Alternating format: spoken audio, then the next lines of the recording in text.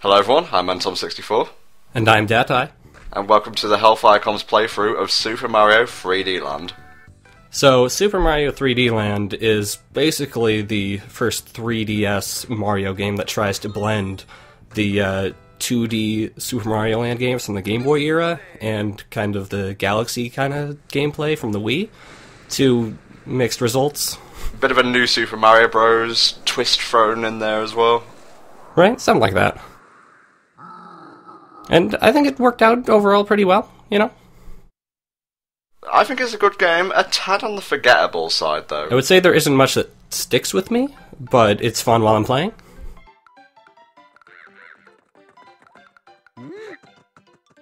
Anyway, look at that toad. Look at all those toads.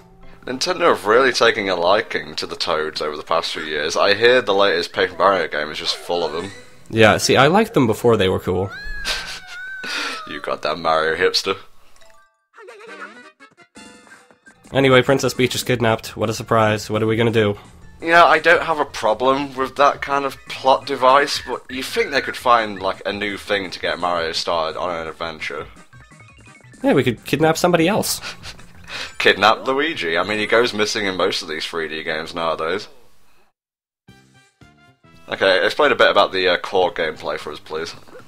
So basically, you move Mario around in a 3D environment like you would most other 3D Mario games. You have jumping, you have hitting blocks, you have all the standard Mario things that you've come to expect. It doesn't really throw any curveballs. Yeah, instead of full analog movement though, they decided to go with, it's kind of like 8-directional movement using the circle pad. It takes a bit of getting used to. Sometimes you can't really do exactly what you want to do, but it's a lot better than using a D-pad for like Mario 64 DS or whatever. I didn't really have so much of a problem with that. I had more of a problem trying to use like the thumb pad thing on the touchscreen. Right, I never even attempted that, so... Yeah, and Stardust Control, get the hell out of here. These star coins you see here, basically you need these to actually unlock later levels in the game. So it's kind of like collecting stars, but not really. It's kind of like the Comet medals in Mario Galaxy 2, but a little different, because there are like 3 of them each level. And the requirements for the star coins are a lot more strict later on. For now, you can avoid them if you're lazy. But you'll have to get them eventually. As you can see, I'm using the raccoon suit here.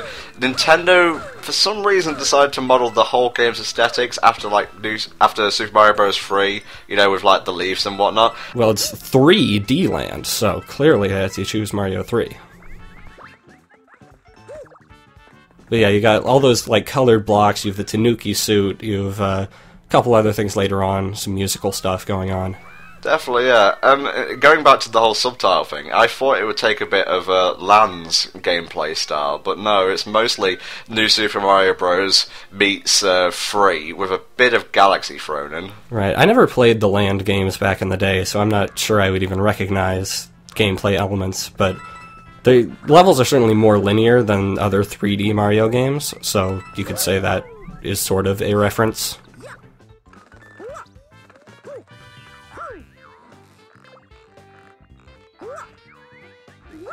I was especially disappointed when I found out this wasn't actually the first or the third Mario game with Land in the title, because otherwise it would be too perfect. Now, I never played with the 3D on for the most part, because it really didn't do anything for me, and it kind of distracted me more than anything. See, I thought it looked nice. Generally, it didn't do much outside of very specific sections, like that bonus box or whatever that we encountered a bit earlier. Generally, it doesn't do much for me gameplay-wise, it's just nice to look at. Like, I think they were sort of going the direction of, oh, you have 3D vision, platforming will be slightly easier, but I didn't really find that to be the case. I don't know whether it's just because my eyesight's getting poorer as I get older, but again, with it turned on, I felt I was missing more jumps than I was landing. I don't know, I just missed a lot of jumps in general. Are you not very good at 3D platformers? I'm not very good at 3D platformers. I'm a lot better at, like, the Mario Galaxy games, because you have the spin to kind of correct yourself, but here you generally don't have that. You do have the Tanooki suit a lot, which can help, but I was actually playing Mario Galaxy recently, and I forgot how much I missed the spin when I was playing this. I know, right? I should play the Galaxy games again. I haven't played those in like a year. Far too long. Now, I don't know what you're doing not killing the Goombas there in the most stylish way possible. You're supposed to stomp through all of them at once. Hey man, if you've got fireballs, you use fireballs, okay? Fireballs are just so 1980s. Yeah. I've kind of, like, gone off Fire Mario at this point, especially after how awkwardly he controlled in the Galaxy games. Right.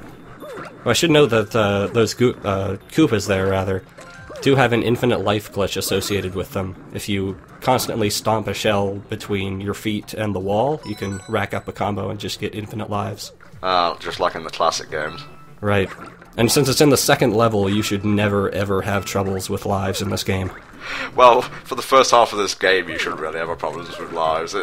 It's not really the most hard or, challenging of Mario games, to be honest. Right, they want you to be able to pick it up and beat a level on a bus ride or something, so...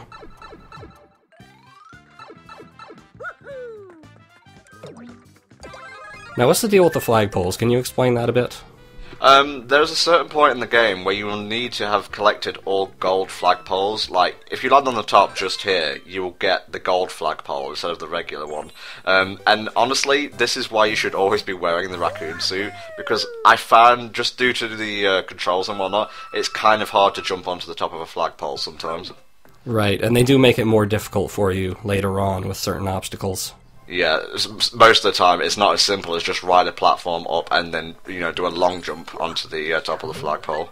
Right, and I never really got a feel for Mario's, jump arc in this game, so I would often just miss it. Yeah, and that's the thing as well. Because it doesn't use full analog movement, if you tilt the circle pad, you won't break out into a run. That's assigned to a button this time. I mean, I can see why they did that. It bugged me in certain games, but here I wouldn't try to do fine control with the circle pad, so... Yeah.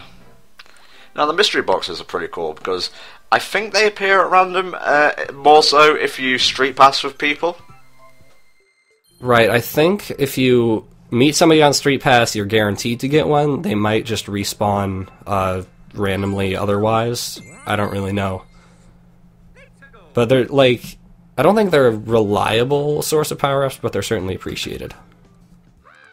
This is a neat little addition. Kind of pointless, just zooming in and whatnot. At least it gives you a nice view of the level.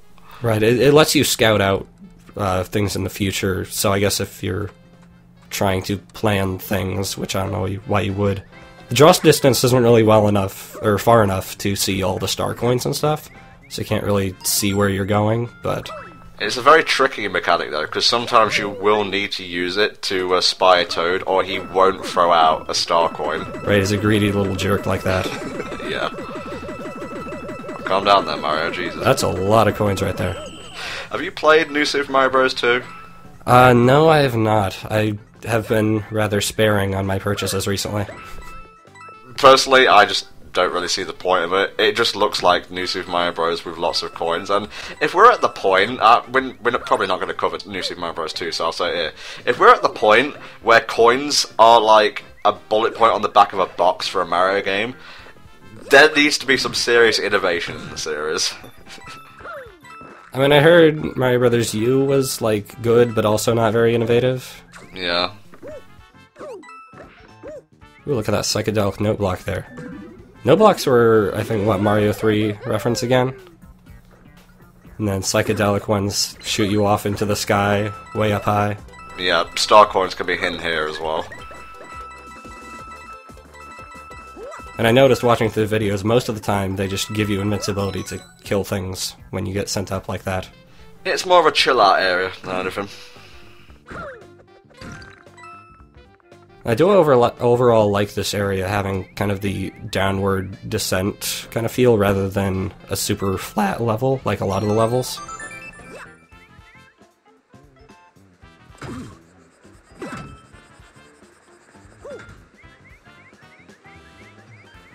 And this is where the raccoon suit comes in handy. Oh yes, yeah, for sure. I would say it's almost harder to land, like, when you're looking straight down at something rather than on the side. Again, if you don't have the 3D on, the perspective can be very odd.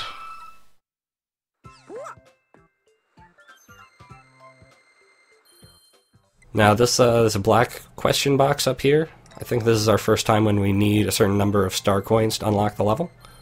Again, it's just a different way of, unlocking levels. Like in Mario 64, if you didn't have enough stars, a door would remain locked. Here, the box just won't turn into a level. You can also get a little preview of what the level's like there, just looking at there. What does that remind me of? It'll come to me. I mean, it's kind of like the Mario Galaxy games where the Galaxy icons, or at least Galaxy 2, looked like the level in miniature.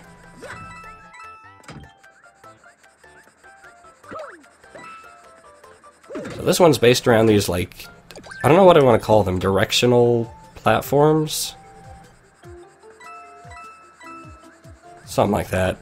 You stand on one side to go one direction, stand on the other side to go the other direction, and it gets more complex from there. Now, you may notice this music as being from another Mario game. There aren't that many original tunes in 3D Land. I mean, the title theme is different, the final boss theme is different, but they reuse and remix a lot of the older tracks, especially from the Galaxy games. And this one, of course, is Mario 3, because everything has to be Mario 3. You know, I don't mind Mario 3, but my first Mario game was All-Stars plus World, and I always played World more than any other game on that compilation.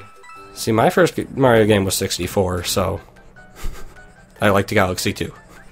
Not a bad game to start out with.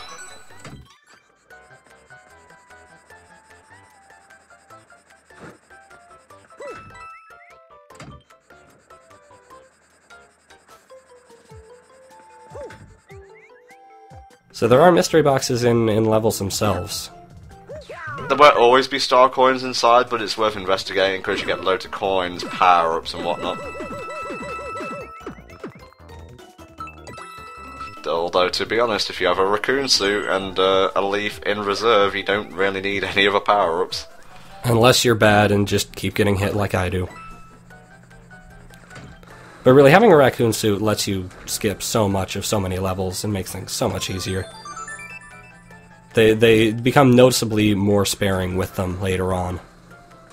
It's basically the easy mode of Super Mario 3D Land, and while it is appreciated, I would have preferred if the controls were a bit more refined, you know, a bit more analog, if you will. I mean, call it easy mode, but I probably couldn't have beaten certain levels later on without it, so you know the one.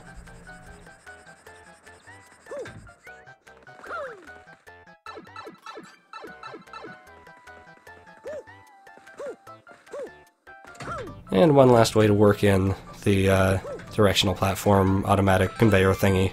Yep, we'll come up with a name of it by the end of this playthrough, don't you worry. Somebody in the comments will think of something. Yeah.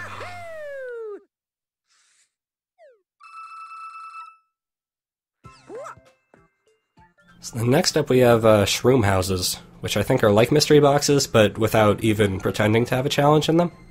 Well, these are basically the Toad houses, again, from Super Mario Bros. 3. And if you listen closely, the music is the P-switch music from what I assume introduced in Mario 3. Everything is from Mario Bros. 3, Jesus Christ. So it adds the idea of it's kind of a timeout sort of thing.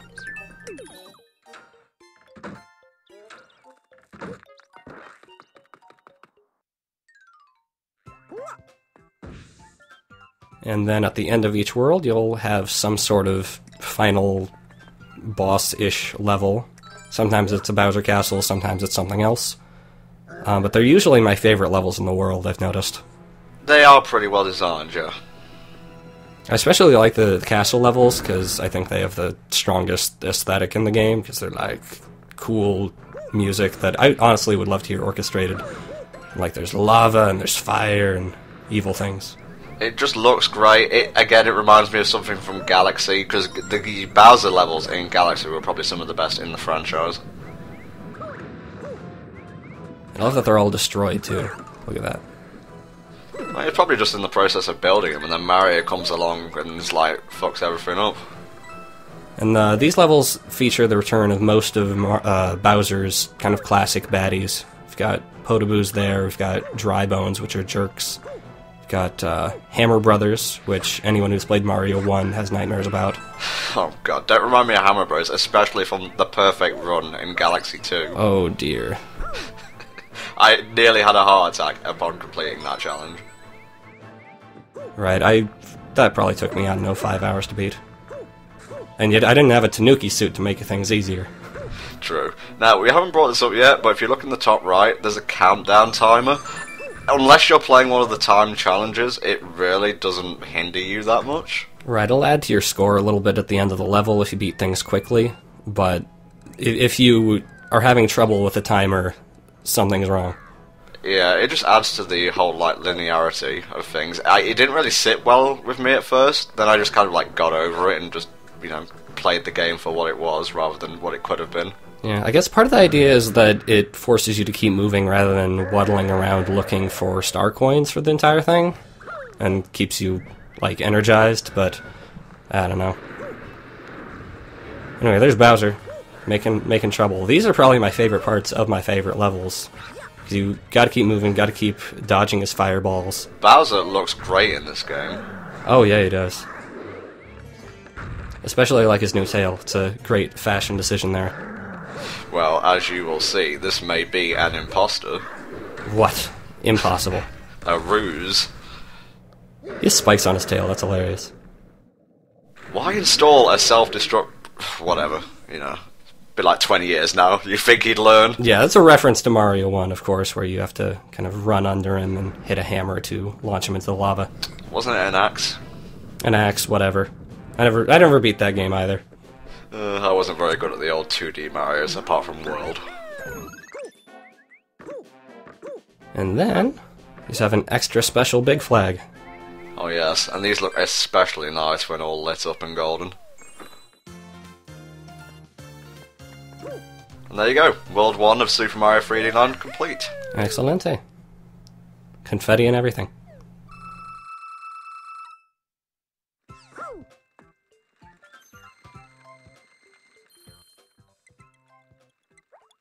Okay, we're done here. See you next time for World 2. Bye bye for now. See you guys.